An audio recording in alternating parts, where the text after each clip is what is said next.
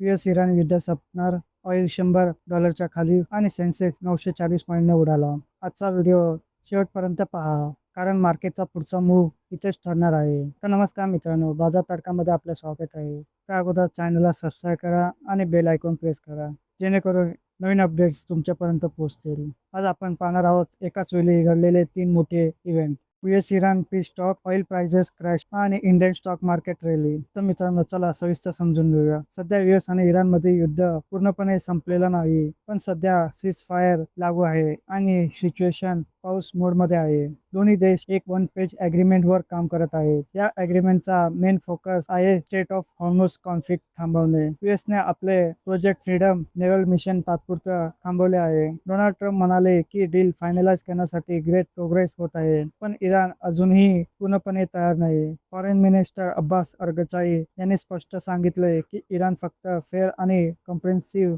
Deal स्वीकारेल, म्हणजेच negotiation अजूनही सुरू आहे आणि अनसर्टनिटी कायम आहे. तसेच या पीस स्टॉक्सच्या बातमीचा सर्वात मोठा इम्पॅक्ट ऑइल मार्केटवर दिसला. ब्रेंट क्रूड जवळपास 10% घसरून $98 आला.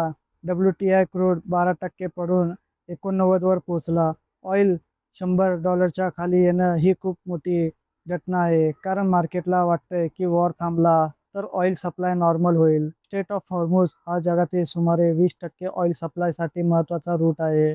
जर हा रूट फुल्ली ओपन झाला तर ऑइल प्राइस आणखी खाली येऊ शकतो. ऑइल कमी झाला आणि वॉर टेन्शन कमी झाल्यामुळे US मार्केट जोरात वाढला. डाव जोन्स, S&P 500 आणि नॅस्डॅक फ्युचर्स सर्व ग्रीनमध्ये दिसले. टेक स्टॉकमध्ये मोठी बाईंग दिसली. विशेषतः AMD स्टॉक जवळपास 18% उडाला. याचं कारण स्ट्रॉंग अर्निंग आणि AI डिमांड आहे. या सर्व न्यूजचा आज ग्लोबल पॉझिटिव्ह सेंटिमेंटचा फायदा इंडियन स्टॉक मार्केटलाही झाला.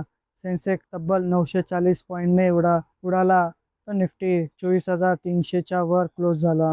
ही रॅली ब्रॉड बेस्ड होती. तसेच बँकिंग, ऑटो, मेटल, रिअलिटी सेक्टरमध्ये जोरदार बाईंग झाली.